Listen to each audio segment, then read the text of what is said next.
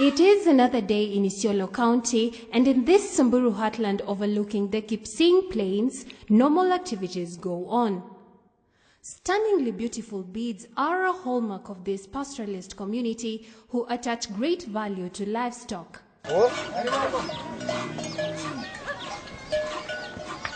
From the young ones to women and even elders, beads are a part and parcel of their lifestyle. This love of the beads has greatly contributed in entrenching and perpetuating a culture that has stood the test of times, refusing to fade away and even under the influence of modern education.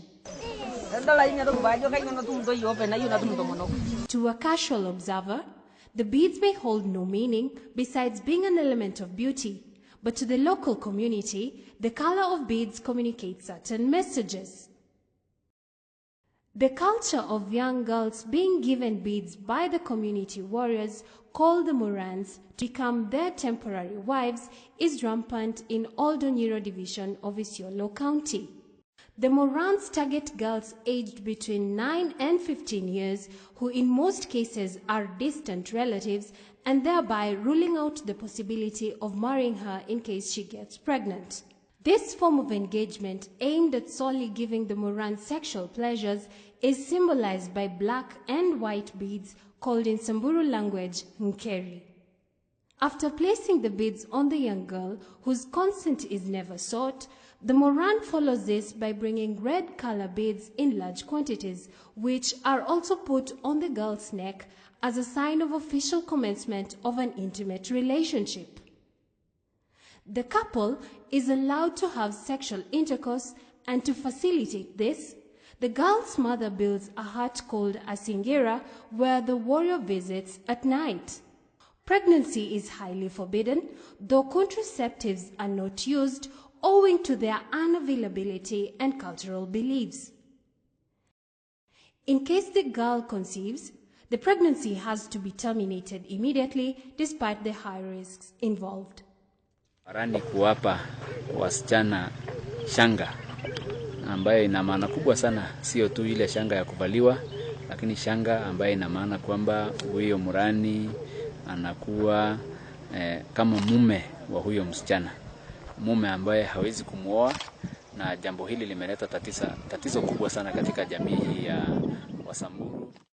Girl child beading among the Samburu community has remained one of the worst silent contemporary forms of sex slavery. For years, young girls have had to bear with the consequences of this deep-rooted cultural practice, which was not discussed outside the community until recently. To get to the bottom of this practice, we traveled tens of miles into the interior villages, and it is here we encountered Nokutot Leruso, who witnessed cruel abortion being performed on a girl who was unlucky to conceive after being beaded.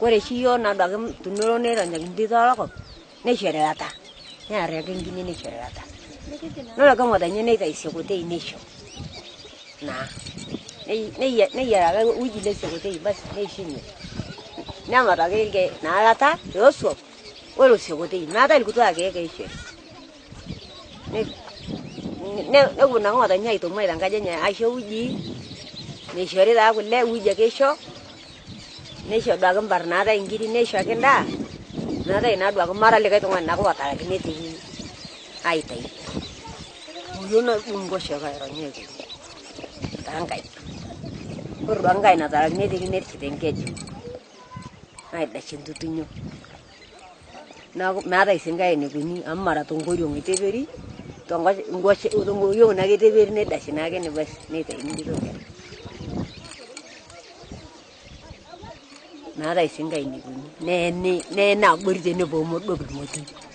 As we continued with our journey, we met Nul Tulan, a victim of abortion who has lived with this trauma. Karena wai darul merana na kenya na itura na kenya saya na itura na ma. Oh na darul. Na itura na saya na ma. Na ma yu na chungu saya. Hai asakena. Hai asakena mo. Na yu na. Na mo. Na ma si na ko na me ai ka won da ka du ma na ngat. Na mo gure na ruja na itura na tangara ke nai ne na ta inkere ke na shofe kara ke na shun iyo yeg na mu tara me joro isil dawa na. The community justifies abortion because of the belief that children born out of this relationship are outcasts who bring bad omen to the family.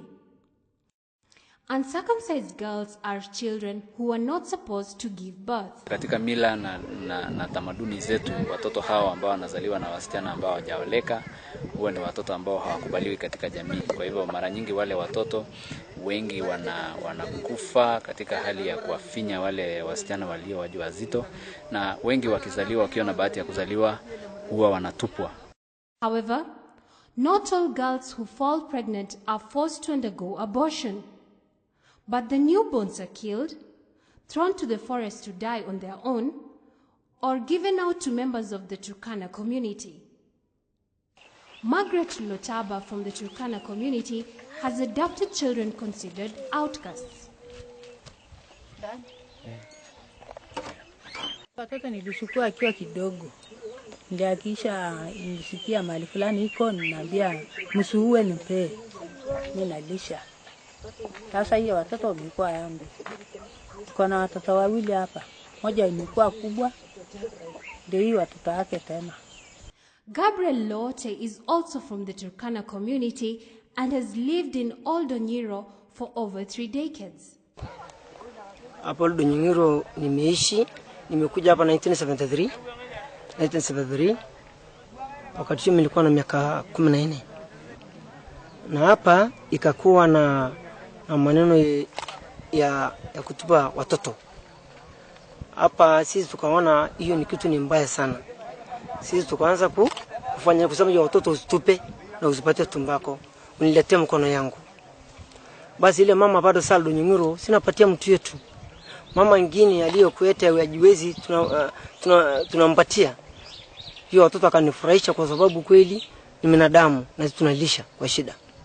Though majority of the children are adopted by the Turkana community, one Samburu woman has defied the odds and adopted 2 children considered outcasts. Watoto wangu wawili ile nimepata kwa shida, nimelelea kwa shida, sababu nimepata hata bila chochote.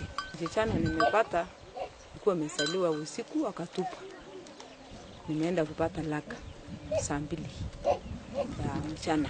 Elders are the custodians of culture, and though they are not involved in the beading process, they are aware of the happenings and know the origin of this cultural practice believed to have started sometime in 1780.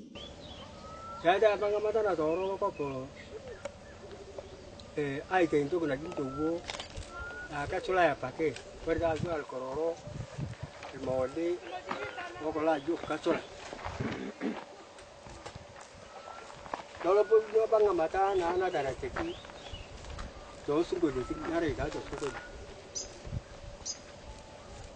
Nari nama tak kena saya dah mana kumu.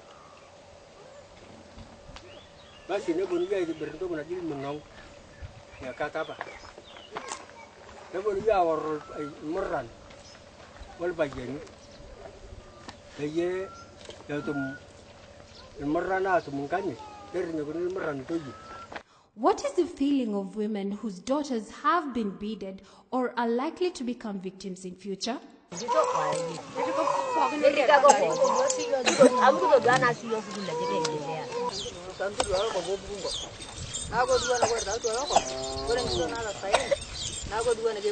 Majority of the Morans support this practice, though there are a few dissenting voices.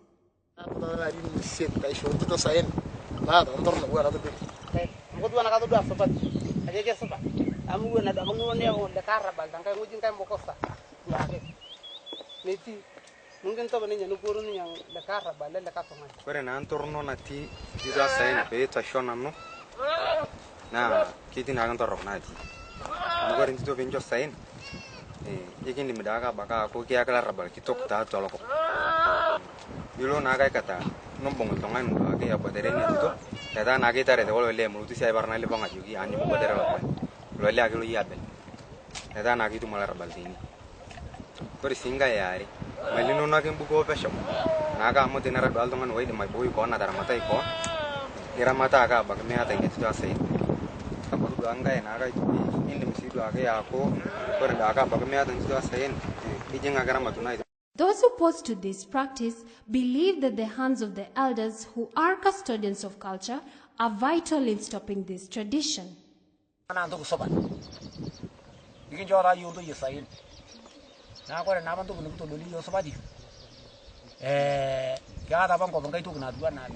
Government officials and civic leaders are aware that beading is rife in this part of Isiolo County and have been in the forefront in fighting it, but with little success. Wakati huu tuliona hii ni mila ambayo sasa imepitwa na wakati, kwa sababu tuko na serikali ambayo inaanza kutulinda, tuko na jeshi, tuko na nini, hakuna aggression kutoka nje. Kwa hivyo tunaona hii ni mila ambayo imepitwa na wakati. Kulingana na sheria ya serikali, ile mambo ya elimu ni ya bure, na pia watoto wasima waingia shule. Masomo ya bure lakini ni ya lazima. Hata tumerescue watoto wengi, watoto wengi nimewakamata katika sehemu moja kama area na Ingura. Nilikamata watoto 10 safari moja wakiimba tu na warangi. To win the war on beading, Swido believes there is need to involve all stakeholders to deliberate on this issue.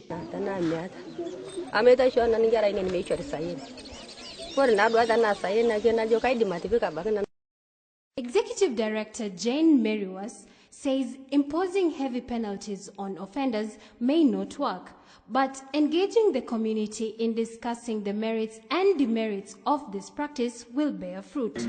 Samburu girl child beading is a practice which is rampant in Isiolo, Samburu, and Marsabit County. It's actually a practice which is found in Samburu community. It's a cultural that's hampering girl child and women rights issues, and also it's a practice that deny girl child education because the community which practice beading dictates that a girl is a source of wealth. She's not supposed to go to school.